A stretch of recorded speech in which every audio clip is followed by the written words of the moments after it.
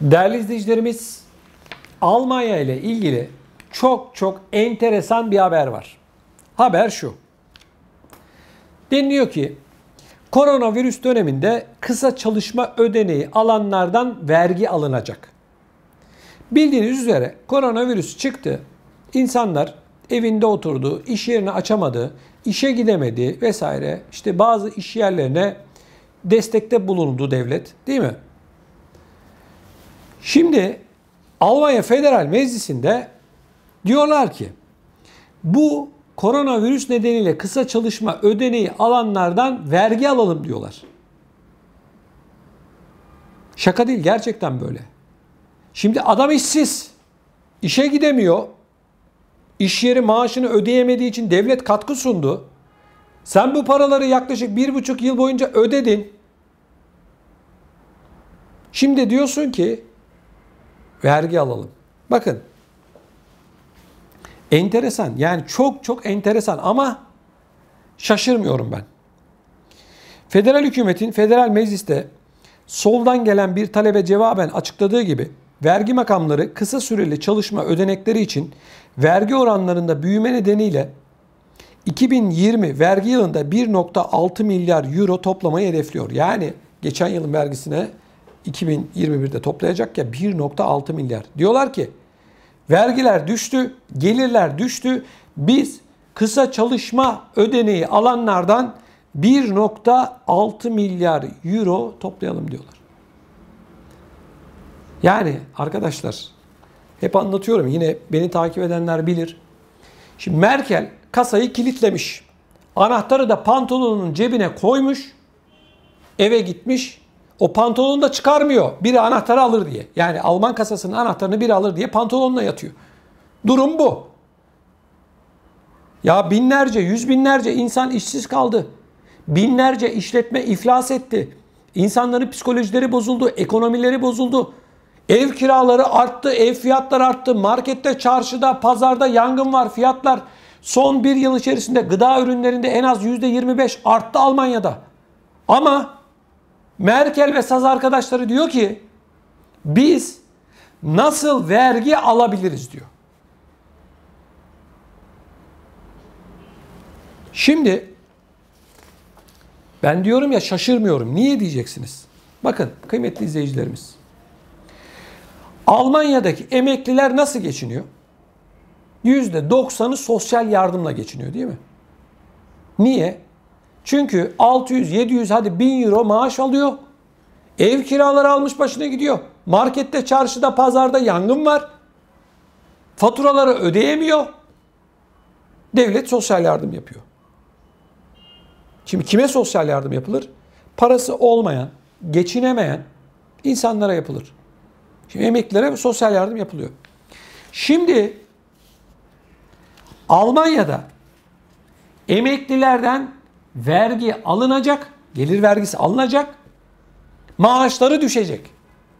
Almanya'da emekliler maaşlarının artmasını beklerken yeni bir gol daha oldu.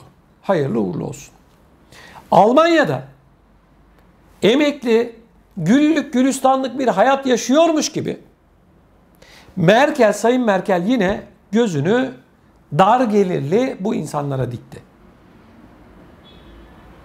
Arkadaşlar bakın, vergi konusunda benim düşüncem şu.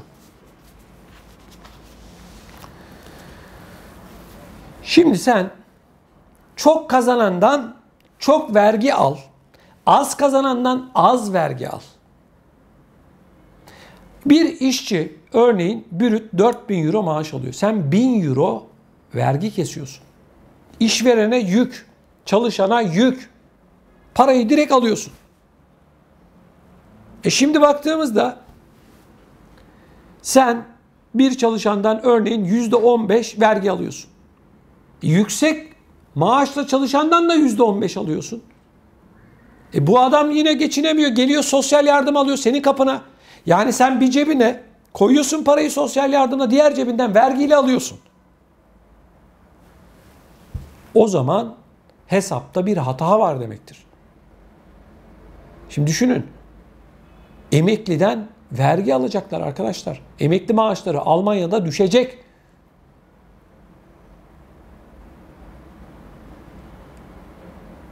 Milyonlarca kişi maaşının artmasını beklerken sen böyle bir operasyona gidiyorsun. Arkadaşlar, bakın ben Almanya'yı anlatıyorum. Türkiye'yi anlatmıyorum, Uganda'yı anlatmıyorum, Papua Yeni Güney'i anlatmıyorum.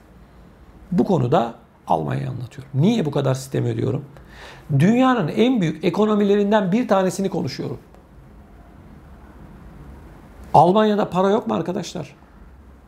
Ve ben bunları anlatırken ne hikmetse birileri bana kızıyor. Diyor ki sen Almanya'yı çok eleştiriyorsun falan. Arkadaş, emekliden vergi almak Almanya'da nedir ya?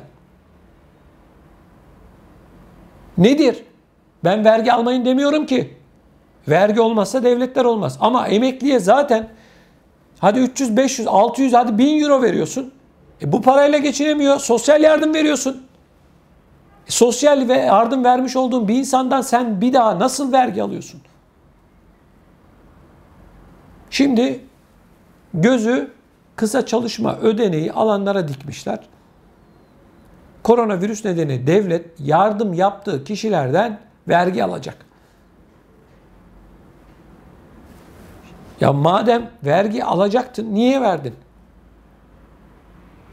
Bir de Almanya'da biliyorsunuz bürokrasi had safhada. Bürokrasinin önüne geçilmiyor. Kağıt kürek bitmiyor Almanya'da. Parayı veriyor. Parayı verdikten sonra diyor ben senden vergi alacağım diyor. Yani bir yardım yapıyor. Onu da eline, yüzüne, gözüne bulaştırıyor. Kusura bakmasın hiç kimse. Ben şunu söylerim. Almanya gibi dev bir ekonomi emeklisinden vergi almaz. Kısa çalışma ödeneği alan vatandaşından vergi almaz. Kazanıyorsa al. Ama bu insanlar zaten mecburlar bu parayı almaya senden. İş yeri kapandı, geçinemiyor, fiyatlar arttı. Hadi bir örnek. Berlin'de ya da diğer büyük şehirlerde ev kiraları son bir yıl içerisinde ne kadar arttı? Sen emekliye, çalışana ne kadarlık bir zammı uygun gördün? Hadi kirada oturan vatandaşlarım benim ne demek istediğimi daha iyi anlıyorlar. Hadi evinizden çıkın bakalım. Gidin büyük şehirlerde bir tane ev tutun bakalım, tutabilecek misiniz? Hadi kiralayın bakalım, kiralayabilecek misiniz? Yanından geçemiyorsun evlerin. Devlet bunu bilmiyor mu? Bilmez olur mu? Hala devlet ben nasıl vergi alırımın peşinde. Ev kiraları Almanya'da almış başını gidiyor. Hiç kimse kılını kıpırdatmıyor. Evinden çıkmak zorunda olan insanların ne halde olduğunu bilmiyor muyuz? Ev yok, ev yok. Büyük şehirlerden bahsediyorum. Ev yok. Tek göz odaya arkadaşlar 500-600 euro istiyorlar özellikle. Ticaretin yoğun olduğu, öğrencilerin yoğun olduğu şehirlerde Almanya'da akıl alır gibi değil. Her şey ateş pahası. Ama devlet hala ben bu vatandaştan nasıl daha çok vergi alırımın sevdasında. Konut stoğunun yetersiz olduğunu, ev olmadığını Sayın Merkel bilmiyor mu? Almanya Maliye Bakanı bilmiyor mu? Ben mi bileceğim? Hadi gidin bakalım. Sosyalden ben ev değiştireceğim diye gidin bakalım ne diyeceklerse. Diyecekler ki sen 600. kişisin diyecekler. 300. kişisin diyecekler. 20 yıl sonra sana sıra gelir diyecekler. Kiraların uçtuğunu bilmiyorlar mı? Ev fiyatlarının, ev almak isteyen insanlar için söylüyorum. Ev fiyatlarının son bir yıl içerisinde en az %30 arttığını bilmiyor muyuz?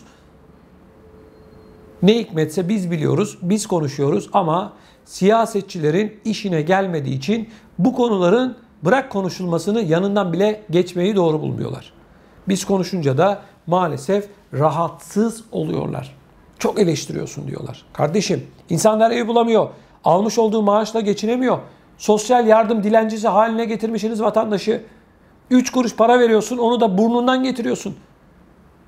Sosyal yardım verme, adam gibi maaş ver. Sosyal yardım dilencisi olmuş arkadaşlar bizim vatandaşımız. Kusura bakmayın. Bu sizin suçunuz değil. Sizi bu hale getirenlerin suçu bu. Asgari ücret kaç para Almanya'da? Bu asgari ücretle geçinebilmek mümkün mü? Madem öyle, işverenden daha az vergi al, ona da yük olmasın. Asgari ücretten aldığın vergiyi düşür, bunu işçiye ver. Al sana çözüm yolu. Yok. Niye? İşinize gelmez. Yani yeter ki bakın, siyaset dünyanın her yerinde parayı yönetme sanatıdır. Ortada bir para vardır. Siz bu parayı kime vereceğinizi tercih edersiniz. Ali'ye mi vereceksiniz? Veli'ye mi vereceksiniz? İşçiye mi vereceksiniz? İşletmeye mi vereceksiniz? Savunma sanayine mi harcayacaksınız? Siyaset bu parayı yönetme sanatı. Ama ne hikmetse Almanya'da Sayın Merkel 15 yıldır bu parayı işçiye, dar gelirliye vermek yerine başka yere veriyor. Onun öncelikleri başka. Hayat önceliklerden ibarettir. Şimdi de bu yardım edilen kişilerden vergi alınacak, emekliden vergi alınacak. Sayın Merkel ne yapıyor? Hep anlatıyorum, anlatacağım. Almanya kasasının anahtarını pantolonunun sağ cebine koyuyor. Çünkü sağ elini kullanıyor. Sol cebine koymuyor. Niye? Sağ eli daha güçlü ya. Biri kapmak isterse hemen o eli yakalasın diye. O kadar hassas. Bunları düşünüyor. Giydiği o pantolonu eve gidince de çıkarmıyor. Pantolonla yatıyor. Niye? Almanya'nın kasasının anahtarı biri tarafından alınır diye. Kocasına bile güvenmiyor. Ben öyle görüyorum.